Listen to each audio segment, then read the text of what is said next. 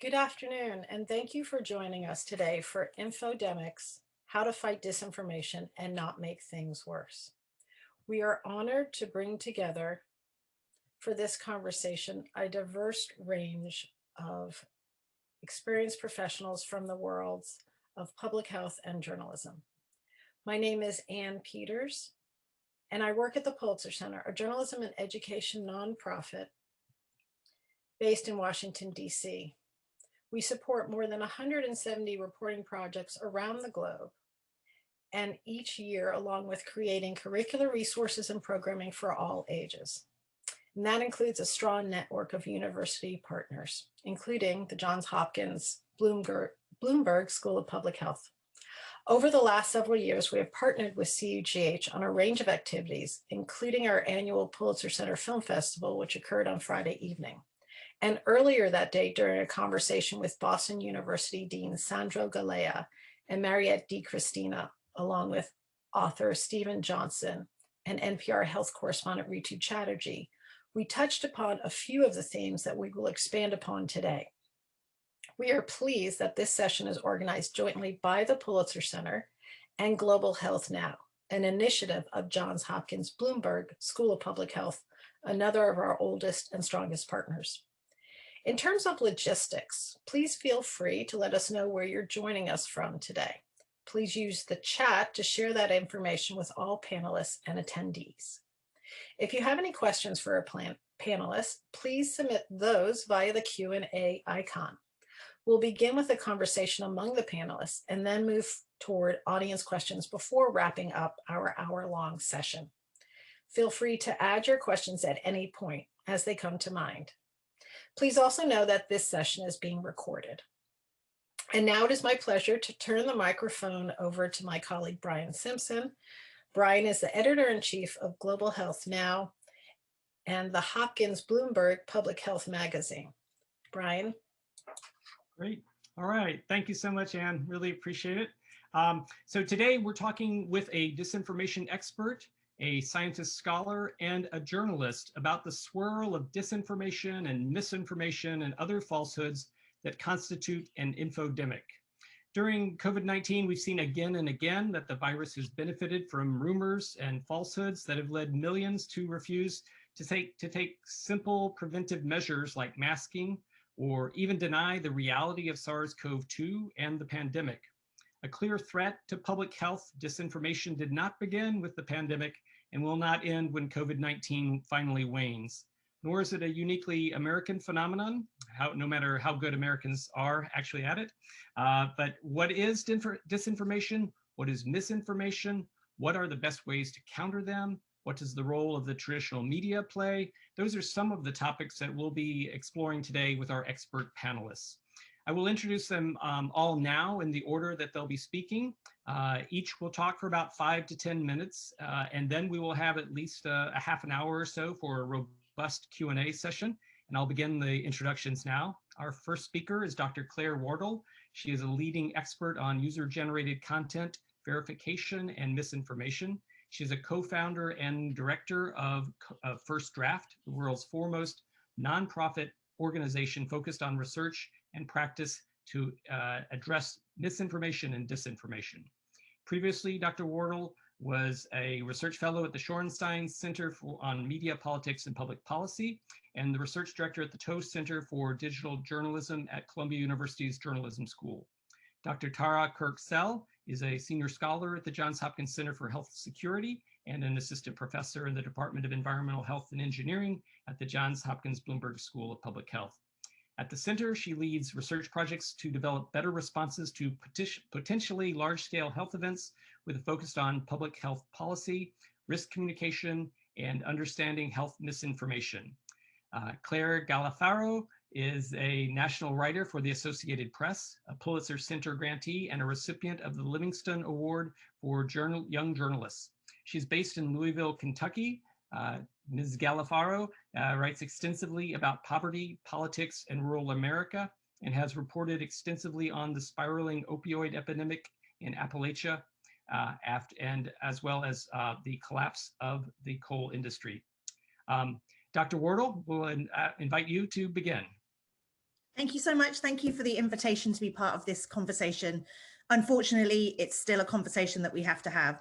I put together some slides because when you talk about misinformation, it's always good to look at pictures because a lot of this is visual, which is partly what I'm going to talk about. So I'm going to talk about this problem of infodemics, which obviously the WHO coined as a term earlier last year, and we're still very much in the middle of one. So I just want to start with 4 trends. The first one, that conspiracy content has moved very much out of the fringes into the mainstream in the last year. One of the things we really need to talk about is why people are so susceptible to misinformation. There's too much of a focus on the content.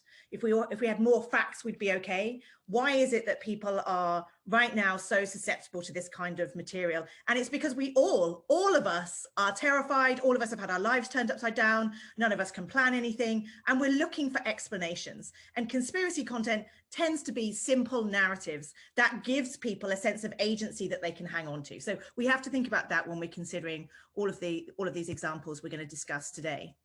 Secondly, closed messaging apps. Closed messaging apps and groups continue to be spaces where misinformation is being shared, but there are really important ethical considerations about how we should be monitoring this kind of content and whether we should. So I've heard from people in UNICEF saying, yeah, we're in WhatsApp groups in Pakistan trying to monitor rumors about polio vaccines. Journalists are saying, should we be monitoring WhatsApp for rumors circulating in Latinx communities? Researchers are saying, should we be automatically scraping WhatsApp groups? We have to have these conversations rather than not talking about the fact that increasingly these are problem spaces when we talk about public health misinformation.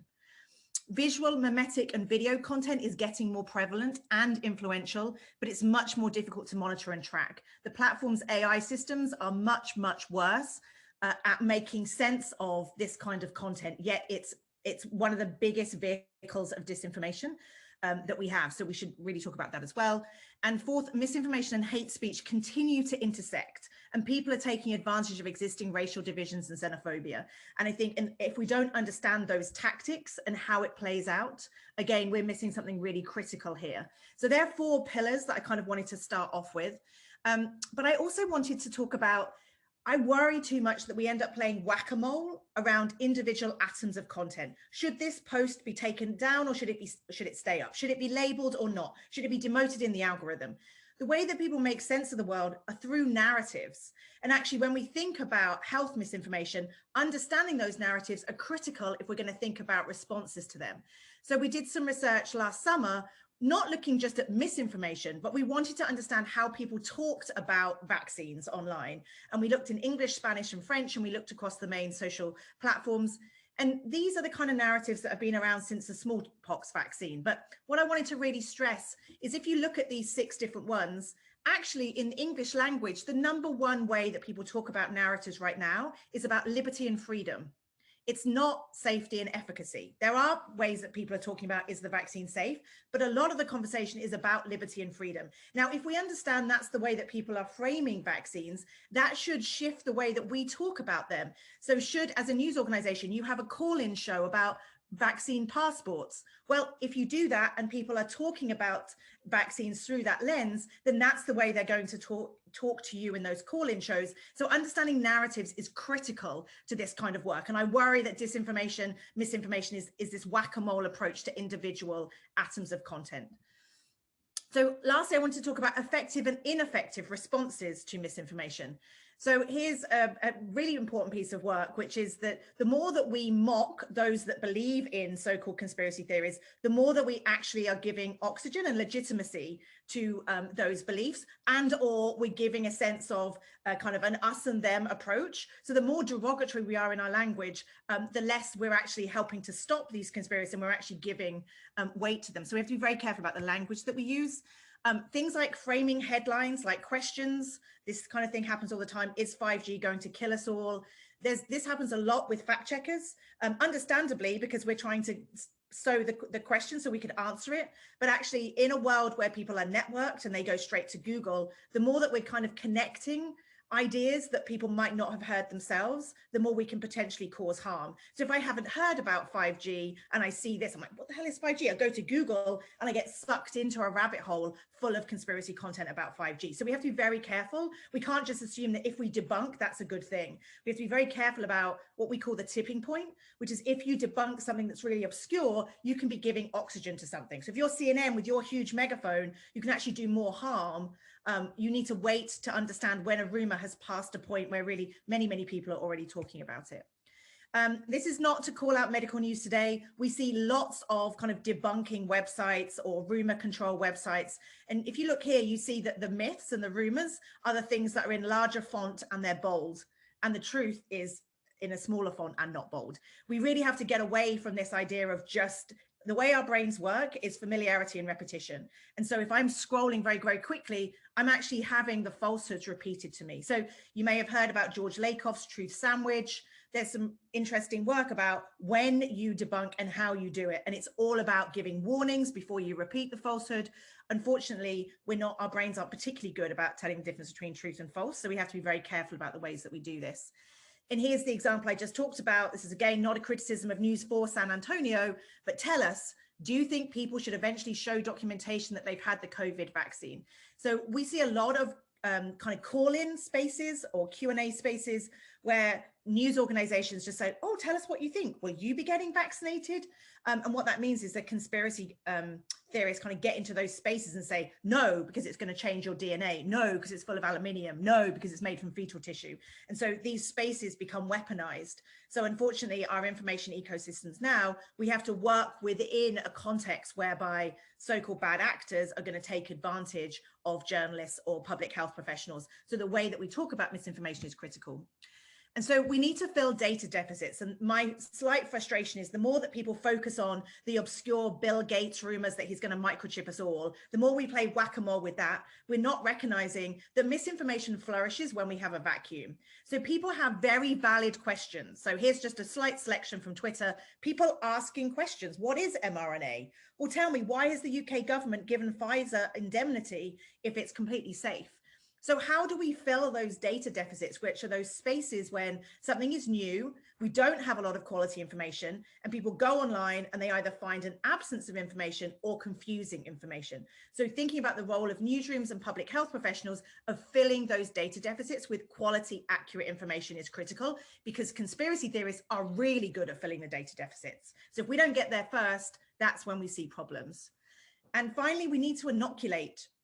There's a lot of really good research about inoculation theory, which is if you teach people the tactics and techniques of disinformation agents, people are much better at spotting it in the wild when they see it. So this is some work by John Cook. And what's great about it is whether or not you're conservative or liberal, nobody wants to believe that they're being manipulated. So the more you teach people the tactics, they are less likely to resist the messaging because you're teaching them the tactics of manipulation. So teaching people why people do this. So they're either trying to make money, they're trying to get political gain, or it's social or psychological reasons.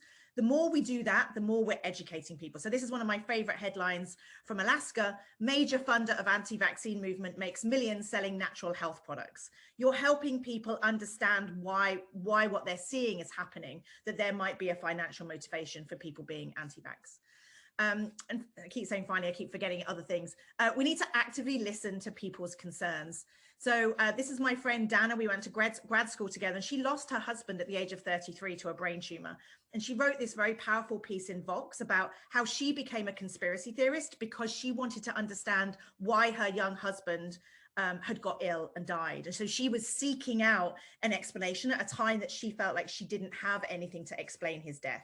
And I think about this all the time right now, which is how can we be better at understanding the reasons by which people are hesitant, the reasons by which people are fearful of wearing masks, what's happening here? And it can't just be, we just need the right messages from the right people at the right time. This is much more than just content. It's understanding human behavior and psychology. And so I say this all the time, when your uncle is spreading misinformation in a Facebook group on your family, don't mute him. Like, we have to have conversations with each other. We have to show empathy and we have to listen.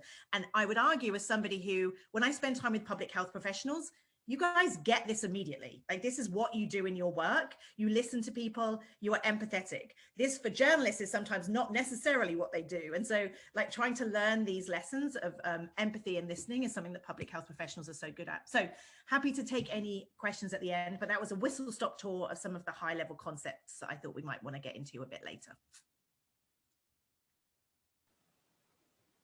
Okay, thank you, Dr. Wardle. Dr. Sell, we'll shift the mic over to you. All right, well, thanks so much for having me here to speak, and what an honor to go after Claire Wardle. As Brian mentioned, much of my background the past dozen years or so is in health security, focusing on pandemic preparedness and response. So in the last 5 or 6 years, I've done a lot of work on risk communication, mostly because I came to the realization that you can really have the best response plan or the best vaccine, but if you can't get the public to go along with that, you're pretty much sunk. So, we're here also recognizing more and more that false information isn't just words. It can really translate into harmful actions, or in some cases, as we're seeing now, inaction. So that's why we really worry about misinformation and health. And I don't really have to tell you that.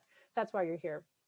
But that's a long way to say that I'm coming at this problem of misinformation and disinformation from the public health and risk communication perspective. We know that it's not just about communicating well, that if you're working to communicate effectively in this day and age, in a public health emergency, you have to deal with misinformation and disinformation. So some of the real critical principles in CUGH, or the crisis and emergency risk communication, that public health communication guidance that we were supposed to do to form the basis of risk communication during a public health emergency. Those are to be right, be right, be credible, express empathy, promote action, and show respect.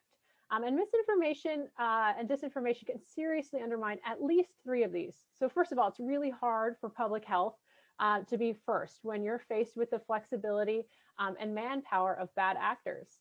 If you have to go up a clearance chain, this is a real problem when someone can just shoot out a tweet.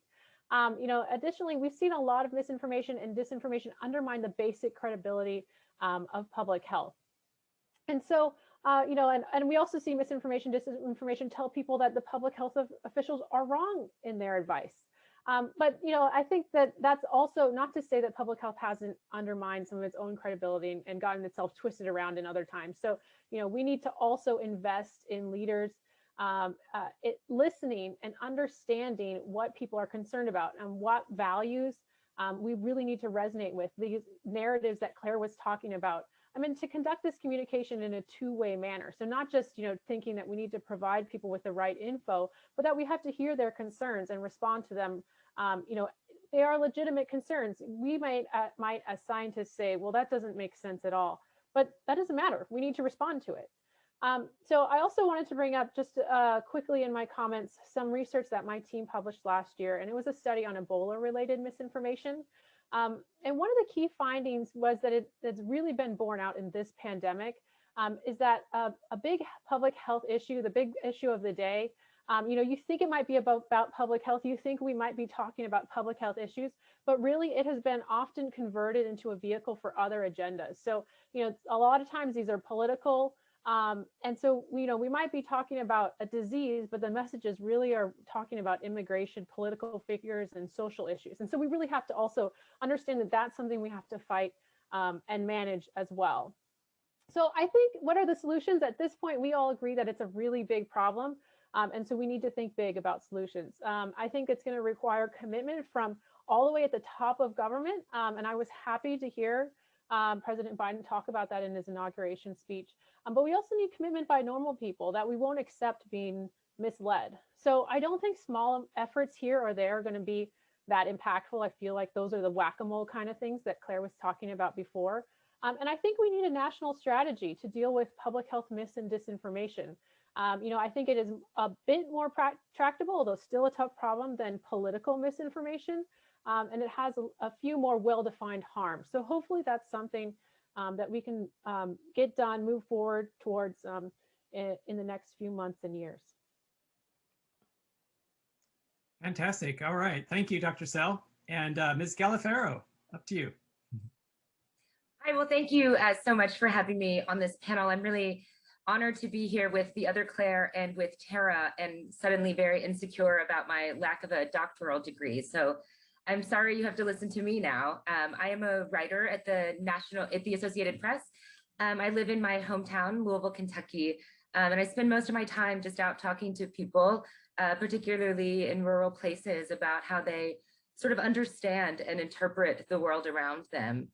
Last year, I came across this sort of surreal scene that I think came to sort of symbolize to me where we are. It was a couple of days before the election in November. I was in Michigan in a battleground suburb of Detroit.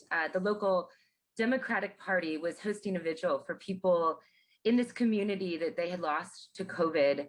They laid out all of these shoes, hundreds of them, each standing for a person in their own community who had died from COVID.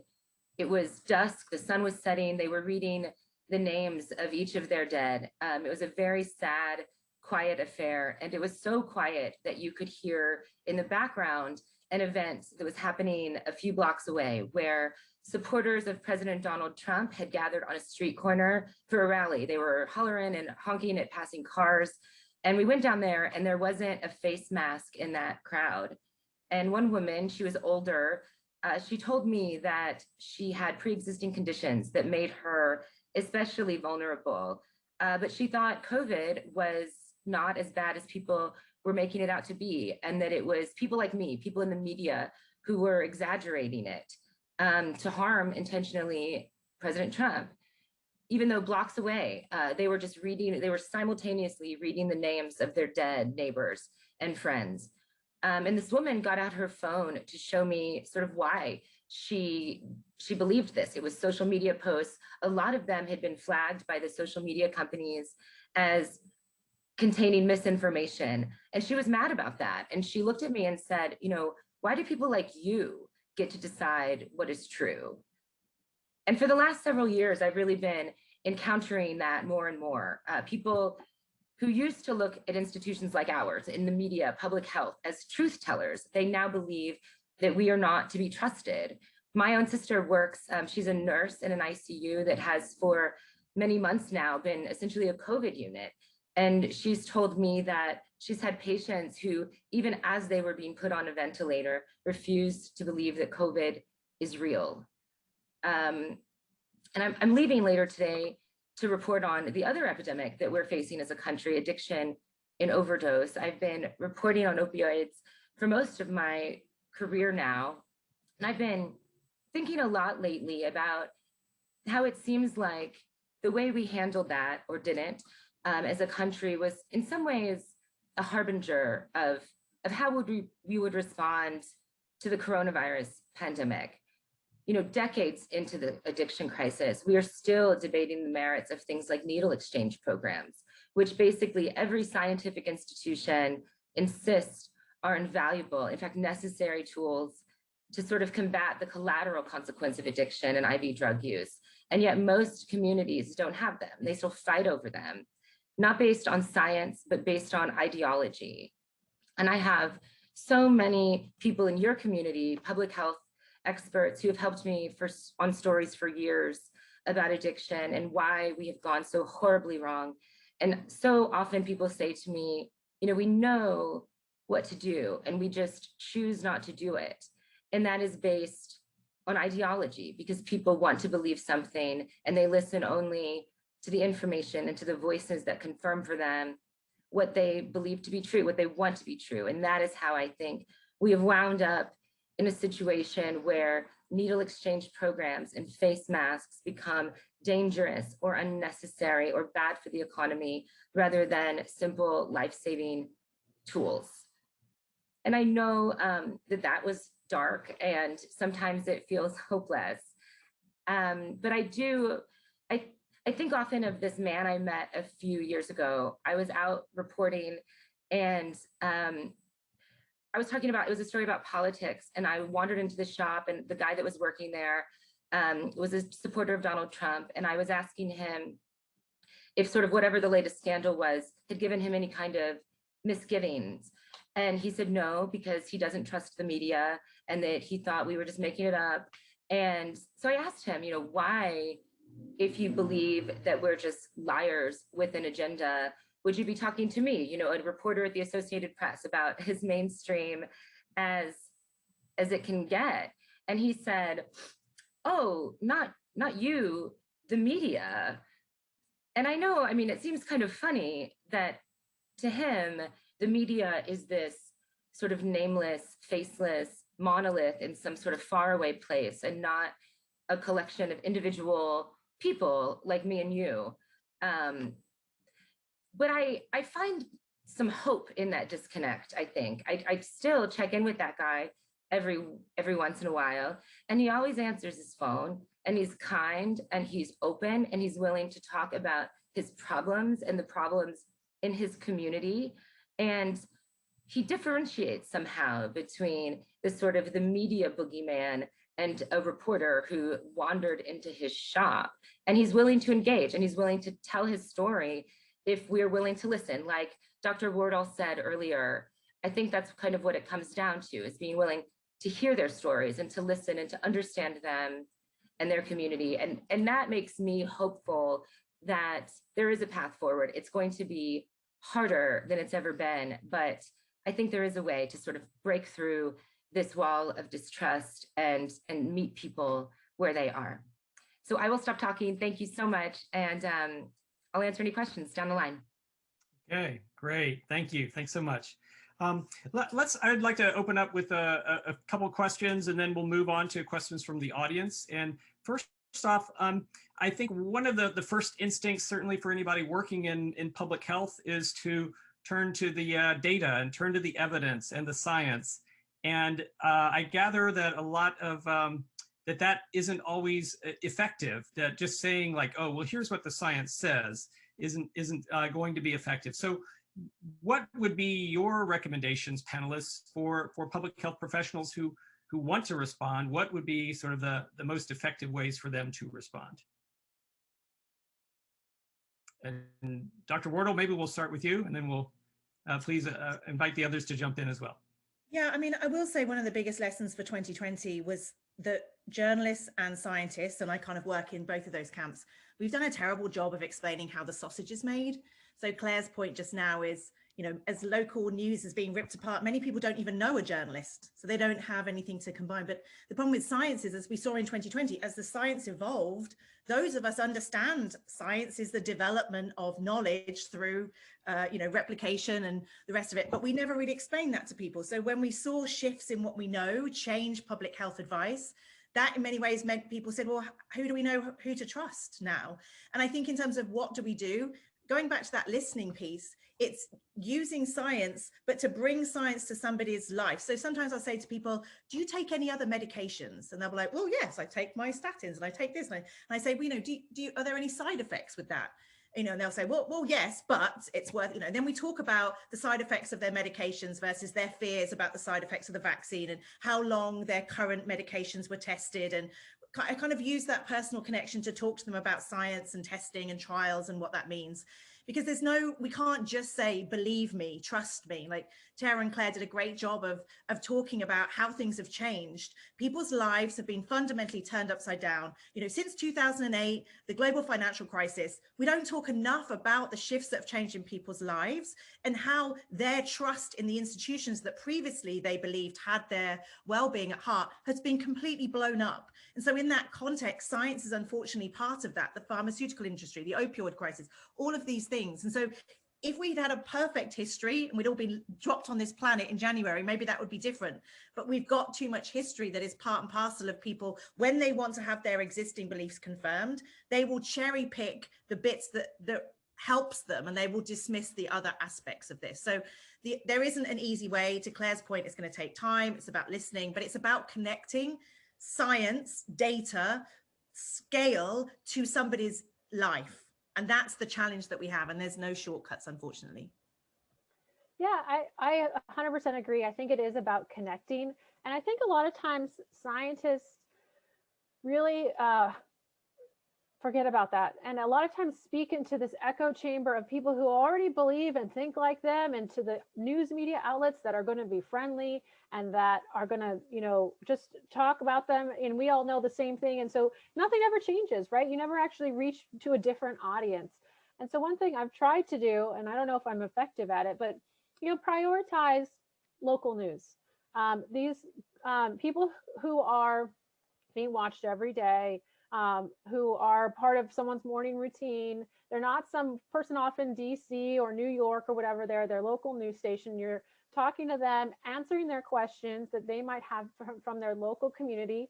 And, I have the hate mail to show for it. And that's fine, because you know what? That means that I'm getting people who haven't heard that message before. And maybe some of them don't believe and are mad at me for it. But other people, maybe it's an opportunity to have a scientist's voice in their ear where they didn't have it before, because they weren't accessing, the Atlantic or some of these other news sources that are a little bit, more liberal or less on their normal mindset. So that's one thing I've been trying to do. I don't know if it's working, but I'm trying. Great. Ms. Galifaro? I think that's right. I mean, I think that all of this has coincided with, Claire mentioned briefly the real collapse of the local news in a lot of places. And I think that has been pretty devastating for our business in terms of the trust that people have in the news that they hear. And we talk a lot about how we can engage and prop up that sort of local news industry, because it is so important. Like when you're a reporter down the street, people feel a lot differently about the reporter down the street than they feel about Jake Tapper on CNN. And I think it's the same in your all's business. Like there was this kind of incredible scene that happened in Appalachia, Virginia. There was an outbreak in this very rural place. The hospital was combating this extraordinary misinformation campaign online. And so what they did was they hauled out like doctors and nurses, and every single day they would put them in front of the TV cameras at a press conference, and these nurses would weep on television and tell the stories of what they were seeing among their own communities. And so, these were people that they know, that they live down the street from, and that they trust and go to the grocery store with. And these were the people, these were the messengers for them. And I don't know if that was the campaign that worked, but this community was not as ravaged as they feared they would be. The hospitals didn't fill up. This outbreak kind of turned itself around in some ways. And so a lot of people do think that sort of engagement in the community was a successful one. Thank you. And I want to ask now about, and you've all sort of touched on this in various ways, the hyper-partisanship and in our country, in the US, and the retreat into our sort of political bubbles, where we're in the echo chamber of just hearing everything we want to hear. And what is the strategy for that? Because how are you going to, reach half the country? And then how are you going to reach these very, very different audiences who are looking for very, very different messages? And Dr. Sal, I don't know if you want to start off. Or... Sure, yeah. So I think that's about changing our messages to resonate with people's values. So I think that's one mistake that public health has made for part of the pandemic, that we weren't speaking to values for many people in the country, and we weren't speaking to things that they thought were important. And so I think it's really important to have that targeted messaging, and to say, and I think that this has actually been, there has been a shift in the recent sort of ad council campaign. One of the pieces of it is that it's your choice. It's your freedom and your choice to get a vaccine. We'd like to talk to you about why you should, but we respect liberty and freedom, and so this is part of it. And I think that we need to speak to these values, because otherwise you lose half the country, and that's just not a way to fight a pandemic. And so I think that this is really important to say, okay, how do I need to frame this message in a way that really resonates with something that the people who are receiving it actually believe, because otherwise it just bounces right off of them. And this is actually why some mis and disinformation really penetrates to them, because it speaks to things that they think are important. And so they hear those messages more clearly. And we need to, do a better job of framing in a way that is effective. Ms. Wardle? Yeah, I mean, obviously I come from a country that has a very strong public broadcasting model, the BBC, and I've often thought, oh, you know, if America had something that everybody collectively was sharing, but in the internet world, that doesn't exist anymore. So I would say, you know, local news still very trusted. At 11, you know, people sit down and they watch their local TV. So there's real opportunities there, but also faith leaders, community-based organizations, professional associations, sports associations. Like, it's not just the media that can be trusted messages now. There are, you know, we worked with Spotify to educate their podcasters. You know, there are many other people now who can play a really important role because they are trusted. And I think it's about us working with all of these grass tops, which is this terrible phrase, but you know, people who can have their own communities and they are trusted. So there's so much more we can do. And I think there's a lot of lessons from 2020. Great. Ms. Galifaro, from the traditional media point of view, what would you say?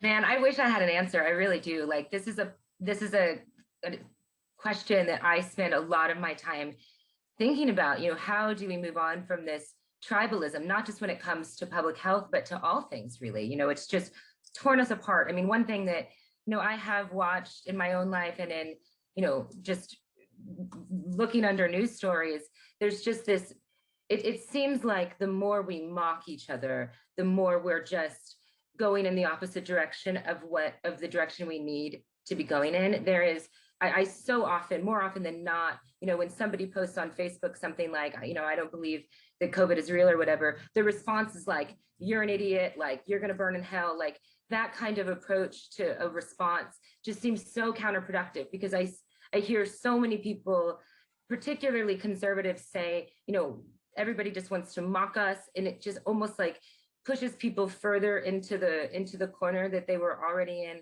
before.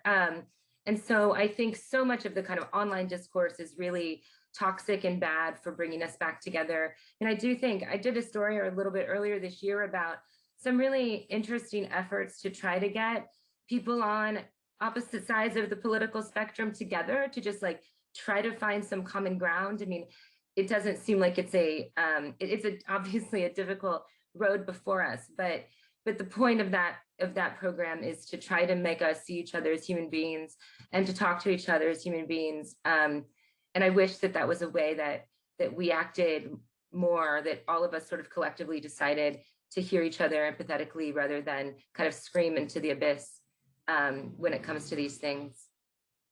Okay, great. Thank you. Thank you very much, everyone. Anne, I'm going to turn things over to you. I know there's some questions in the Q&A now. Yes, thank you. And thank you to our audience. Please keep putting your questions into the Q&A.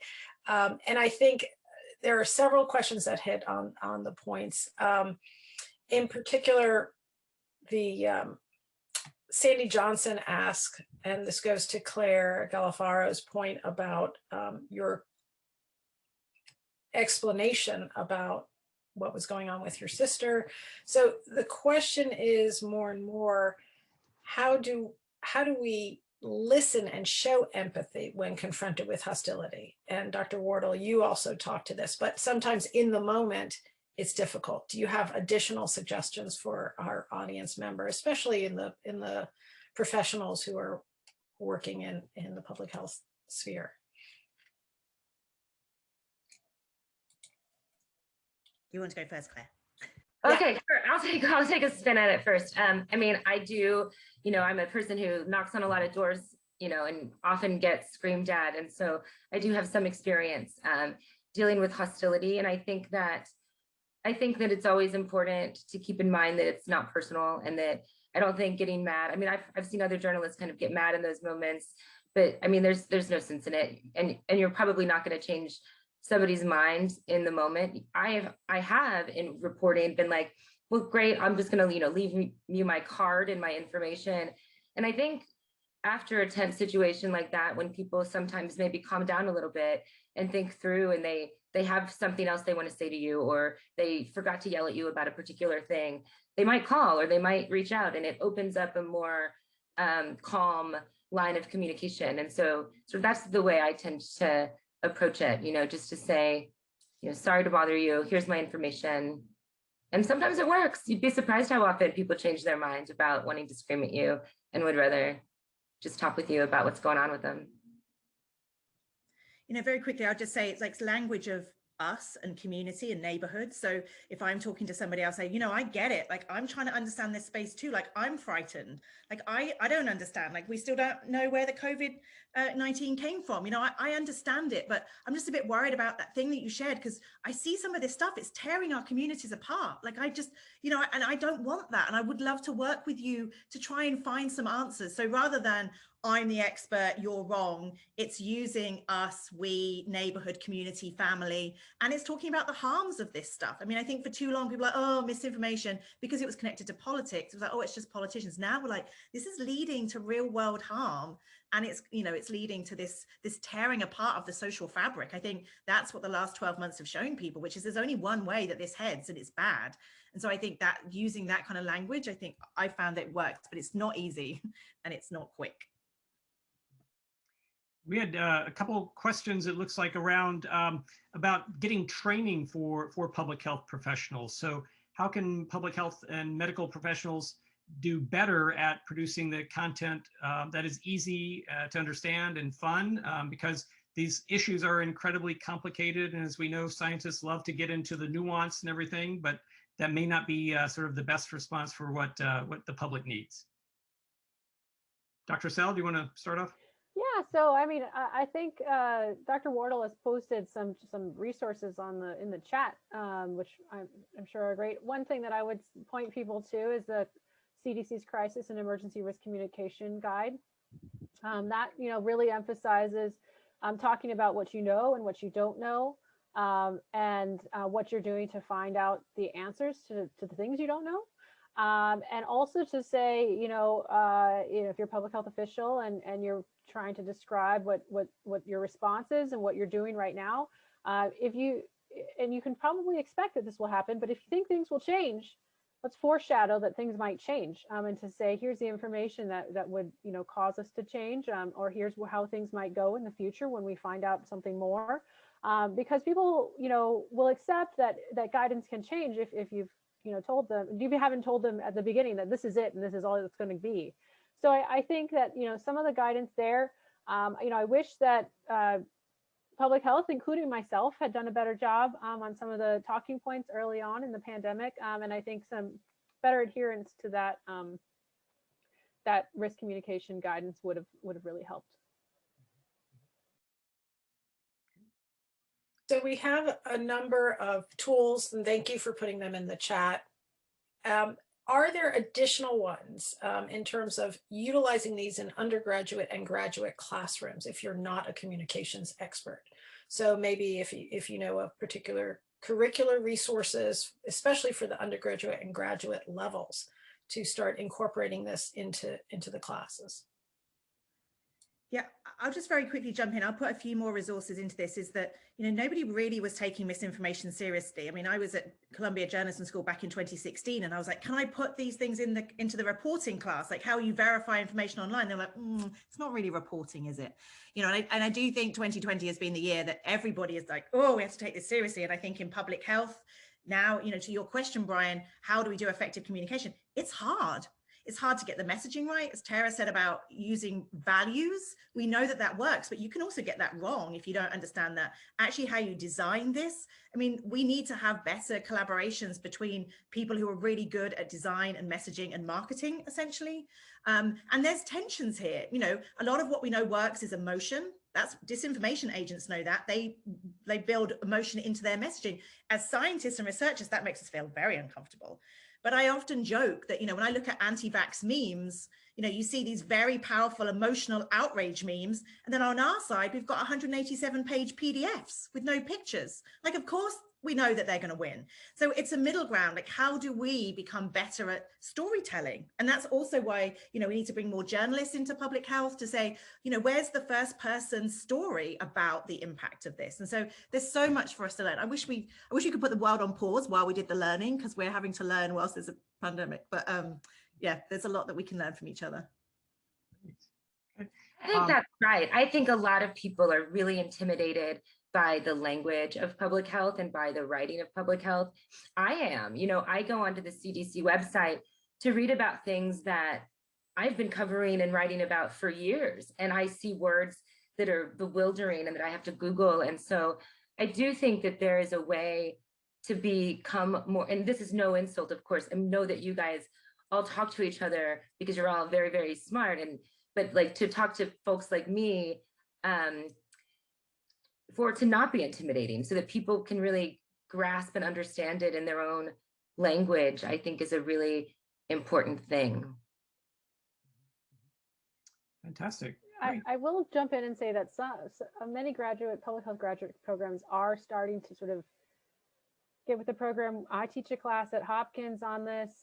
You know, I know that they do it at Drexel and many other universities. So hopefully this is something that is growing, and certainly something that should be part of public health training, you know, for both undergrads and grads, and as well as practitioners. And that's not just a criticism, certainly, of public health folks. I was actually just talking with a colleague of mine who covers climate change and climate science, and he comes up against that all the time too, you know, trying to figure out how to translate this very heavy science stuff into words and language and stories that people can identify with, and that, you know, causes people to sort of see the world for what it is. And it's a real challenge, I think, to bridge that divide between research and sort of reality. It seems like it is like a real challenge for the scientists because of that 187-page PDF, right? Where there's like so much nuance and restrictions in terms of, you know, this particular study found this in this setting at this time. And it's important to the scientists to communicate that. But that's like a real, you know, that's, you know, I guess part of it is like, how much should they be comfortable truncating things and you know, like lifting out that message and maybe withholding, you know, some of the nuance or all of the data behind it, because that seems like a challenge, right? Yeah, I mean, I'll just say very quickly, because I spend all day in pretty dark areas of the internet, is that once you spend time with manipulators, you understand how they're using what we're doing. So for example, recently on Twitter, there was lots of debate playing out about whether or not we did need 2 doses. And if we were going to get a second dose, did it have to be within 21 days or could we wait longer? Very important scientific conversation. Should not have been happening on Twitter. Absolutely not. Because that is not a place, because it was getting taken and used to show that scientists couldn't be trusted because they hadn't made up their minds. So I just think those kind of decisions we have to, when the uncertainty that is part of science, same with preprints. Preprints have always been really, really important, but now you have preprint bots that journalists subscribe to. So the minute that a small you know, journal publishes a preprint, a journalist's like, oh, great, this is new. I can get a headline out of this. Not Claire, but other potential journalists. And then we've got a real problem. So there's kind of the elements that make science rigorous, unfortunately now. And the same, we've seen journalists, unfortunately, very early in the vaccine rollout saying, you know, nurse in Alaska has side effects. The New York Times sends out a push alert. The very worst thing that the New York Times could have done. It was factually correct, but it led to this belief that the vaccines weren't safe. So, and that headline got used and weaponized by bad actors and laundered. So unfortunately, there isn't, and the same thing about, you can have a really, really responsible article, but if you have an irresponsible headline, we're done, because that's all that people see. So it's how you do journalism and public health messaging in 2021. It is very different to 1996. And unfortunately, sometimes I see the same techniques that were okay in 96 because we had more gatekeepers, we had fewer channels, we didn't have the internet. We can't do it now because people are watching and weaponizing in ways that are really damaging. And that issue of social media has come up in a number of our questions from our audience. So, you know, building off of Claire Galifaro's point about avoiding mocking of individuals, whether it's in person, especially via social media, what to do. So this information is coming out, as you say, Dr. Wardle, it's weaponized. What are the efforts that individuals can make to counter that without elevating the negativity? What are your thoughts, any of you? Or I'll ask Dr. Wardle first. It's really hard, and it's partly why we've all got to be part of this. And so that's why I joke, you know, don't mute your uncle. is that we all have to recognize that we have to be responsible for the information that each of us shares, but we also have to hold each other to account. And I think in the same way as, previously you might say, well, just, throwing a can of Coke out of the car, it's not really that bad. Well, if we all do it, then we've got really polluted highways. And I think just having that conversation with each other about why it's important, I think that's a shift. I think now people understand that there are real harms to this. So I think there's a bit of a sea change happening. I also think when you see, we've talked about engaging, when it's someone or someone who you can have a relationship and engage with. But if you see false information on Twitter or whatever, don't retweet it. Don't retweet it and say like, this is wrong because what you're actually increasing the reach and telling the algorithm that false information is important. So do not retweet it. That is probably one of the most important things. You can engage, but if it's just a bot or if it's someone you don't know, and if it's a source of an anti-vax source, just leave it. Do not retweet it. You can report it to the platform, but if you are increasing that power a lot of times by sort of giving it attention. So I would say, when I used to be a professional athlete, and I never responded to the trolls, because then they just feel more powerful. Great. I'm so sorry. Please go ahead. No, please go right ahead. I was just going to say, I think that people are interested in this. I tend to, when people tell me misinformation when I'm out reporting, when people tell me things that aren't true, I really am interested in finding out what makes them think that. And I feel like people are usually willing, surprisingly so, to kind of go down that road with me. I've had so many people crack back open their phone and try to retrace sort of how they came to believe this thing. And I found that people are pretty open to that conversation and to talk about what media sources they like and how they sort of come to understand the world. And I've had more than one person kind of reach the end of that conversation and be like, well, maybe I should keep looking. And so I think that approaching people with kind of real curiosity, as a journalist, that's how I try to do it, is to approach people with real curiosity about how they've come to think the things they think. And I think people like talking about themselves. So it seems like a good strategy sometimes, at least in my experience. Great.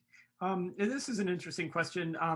Do you think the individualist US culture is more susceptible to infodemics than perhaps collectivist Asian African cultures? Or would you ascribe this to sort of the current divisive political landscape, or is it social media? But I thought that was an interesting sort of cultural question. Dr. Wardle, do you want to take this one first? Yeah, it's a great question. And I'm sure there's going to be a number of PhDs that are being started, about the cross-cultural comparisons. Like I said, obviously I'm European, and I definitely felt like, my country would do better. Turns out if you have some pretty bad politicians and you have the internet and you have people who are really, really worried. I've seen marches on the street, anti-mask COVID marches in London that I never thought I would see. So I do think it's difficult to obviously make these grand statements about regions, but I do think in countries that have really polarized politics, and there's somebody in the chat from Brazil, watching what's happening right now in Brazil is heartbreaking. Countries that have deep polarization, I think, have really, really struggled because politicians have weaponized what should just be health misinformation. They have made it political misinformation. So I think that's the biggest lesson. I do think, Africa has, I think, learned huge lessons. And of course, Tara can talk to this, but understanding a community-based approach because of Ebola and because of HIV, I think there was a much stronger infrastructure of public health in certain regions. And I think in countries like the US and Western Europe that hasn't had to think about these things. And of course, Asia has had more, I was gonna say infodemics, but has had more serious viruses in the last 10 years. So there's a number of different variables, so we can't control out for all of them, but there's lots of learnings about cultural differences. Yeah, I agree. I think that's right, spot on. I think, one of the other things too is that there's lots of money to be made in the West in misinformation, both selling your own products or selling your own cause. And the very politicized and huge media market, I think, only lend itself to the greater sort of splits that we've been seeing happen. Just getting to the point in terms of making information accessible. We have a question from the audience asking, can you tease out simplifying versus dumbing down the message? The audience member says, yes, we have to communicate in lay language so those outside of the field can more easily understand, but we also need to give people the benefit of the doubt that they can grasp nuance and learn more if they want to. How do we, play those parts? Dr. Sell. So I want to jump in here because I did a study with focus groups about Zika. And these women who we were talking to, they didn't want, you have to provide that bottom line or top line like summary, but they wanted very nuanced information in order to balance the risks that they were thinking about, with how they were managing Zika and their pregnancies and things like that. And so, I think, great, let's give these simple messages, but then let's also give people a place where they can actually find the information when they want to dig into it. Because many people, when they're looking through and digging for this information and they're finding it in bad places, they just are having a hard time accessing, where they can really sort of digest and take in that detailed information. So I think it should be there for people. Maybe not write, don't slam them with a huge PDF, but that, make it accessible, make it something they can find, because people want that information. They're not idiots.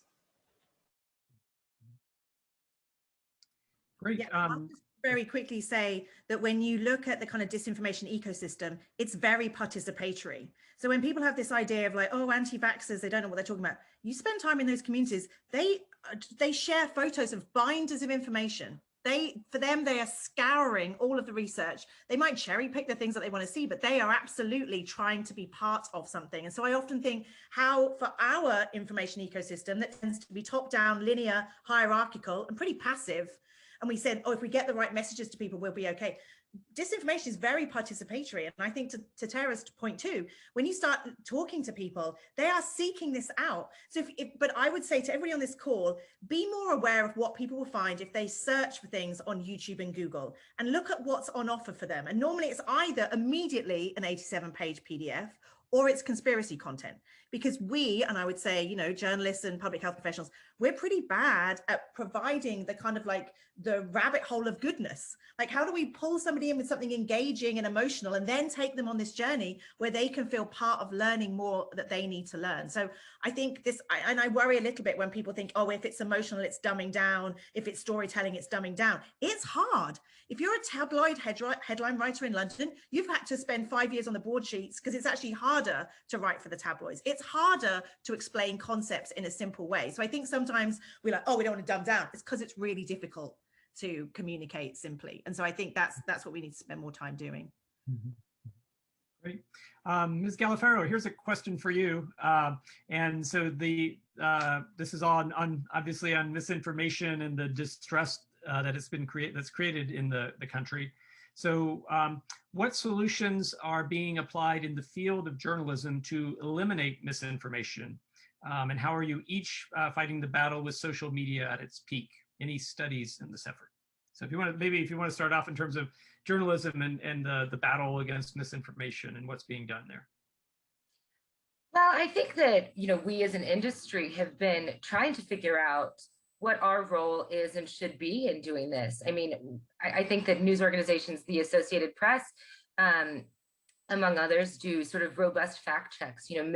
Misinformation goes out there, and then, we see it as our role to kind of correct it and to do a story that says, this isn't real, like, don't pay attention to that. I think obviously the challenge is that the people who are reading the Associated Press aren't necessarily the same people that are pushing that around Facebook, that, whatever lie or misinformation it is. So, I think it's a real challenge, like, because I don't know that these two groups of people are the same. Like, the Associated Press can forever, put down these rumors as much as we can, but if the people who are most likely to believe them aren't reading the Associated Press, what good does it do? I don't know. I think it's just like, it's a vicious circle in a sense. And I think that it's something that we'll probably be confronting for a very, very long time.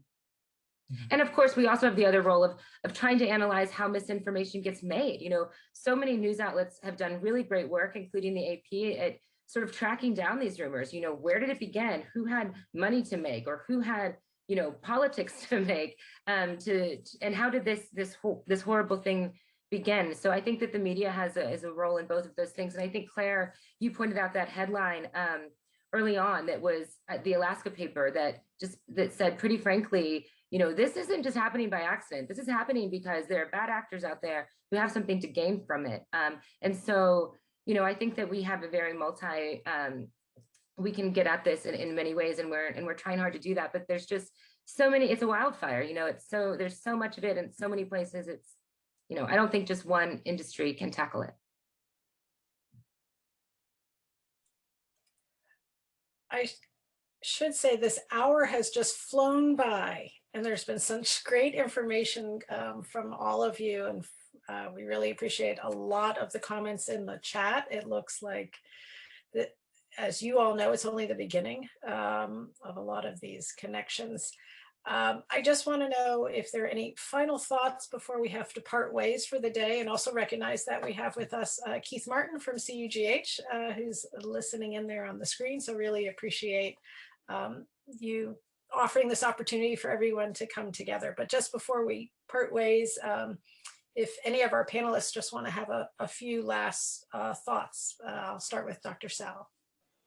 Yeah, so, you know, I feel like, you know, misinformation is a dark topic, and, you know, many of us spend our days reading stuff that's pretty dark, but I feel like this is a time that I feel very hopeful. Part of it's that I feel like the vaccine's coming out, we're coming down in cases, but I feel like we've recognized that, you know, this is misinformation in the health realm is not just, you know, this isolated problem for dealing with, you know, vaccination. This is a problem that's bigger than that. And I think that there's been a recognition of that. And so just like, you know, the CDC's, you know, first guidance that came out early last week about what vaccinated people can do, just as that was like the first step on us getting back to normal and seeing the light at the end of the tunnel, I feel like this recognition and understanding that we are not going to allow ourselves or people who depend on us to be misled is just like that, is the first step forward. And I think that we have a long way to go.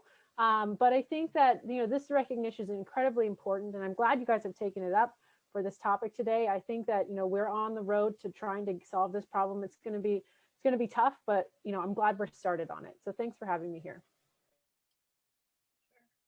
And Claire, Galofaro, any final thoughts? Well, yeah, just thank you so much for having me here. I've really enjoyed the conversation. And I've noticed a lot of the chat is about the sort of power of storytelling. And as a journalist, you know, I believe really strongly in that. And I think that that there is partnerships that could happen between folks like you and folks like me. You know, I think it's Stalin that this quote is attributed to, but it is that journalists talk about it all the time. It's that one death is a tragedy and a million is a statistic. And I think that the point that's making there is telling the story through the lens of a person who, you know, who suffers through one person. Their complete story is oftentimes more powerful than to say 50,000 people died of, you know, X thing. And so, so I do think that there is, and I think that the misinformation spreaders know that, and that is why there's often so much emotion in the stories that they tell, and that's why they get so much traction. And I think to push back against that, we have to tell really important and engaging stories too. So thank you again. It's been an honor to be here. Thank you. And Dr. Wardle, you kicked us off, so you have the final word for us today. Yeah, no, just to say a Sunday afternoon panel isn't necessarily something I'd want to be like, woohoo, but I have really enjoyed myself. I have loved this all-female panel. And I've really loved the chat. And I've been somebody who's thought this has been my research topic for 10 years. Nobody used to care about how do you verify material online. Everybody does now. And I'm really heartened by how much of the chat was people saying, how can we roll this out? How can we think about curriculum? How can we really work more closely together? And I do think there's a lot of lessons that many of us learned around election disinformation, which PS was all that anybody wanted to fund for years. I kept saying in America, everybody focuses on election disinformation on Facebook. Globally, it's health misinformation on closed messaging apps. So I think the one thing now is that there is a recognition that there is much more work that needs to be done. And I would say for the health and public health community, how can we help teach you some of the lessons that we've had to learn like monitoring elections around the world. Some of it is really relevant to health, some of it not so much, but I think there's some really great work that could be done collaboratively. So yeah, I would just say it's been a real joy and an honor to be part of this conversation. And Anne, could I say something for a second? Absolutely. I'm Keith Martin, the Executive Director of CUGH. I just really want to thank you so much for doing this. We're committed to addressing this challenge. We actually started a process with Ryan Hodgman, Dr. Hodgman, who's on this call. And if you look at the panelists, look at the attendees, they're from Pakistan, Nigeria, I mean, from all over the world. So what you're talking about hits home for us. You know how to deal with this, but just know at CUGH, we're committed to working with you. Please share with us the products that we can share with our 30,000 person network, and we'll do it. And thank you so much once again. Brian, thank you very much to both of you for working with us again on the final communication workshop. Look at the Pulitzer Center.org site for everybody to take a look at. And again, to all of the panelists, you did a spectacular job. Thank you so much from all of us at CUGH. Thank you all, and have a good rest of your day. Take care. Thank you. Thanks, everyone. Bye. Bye now.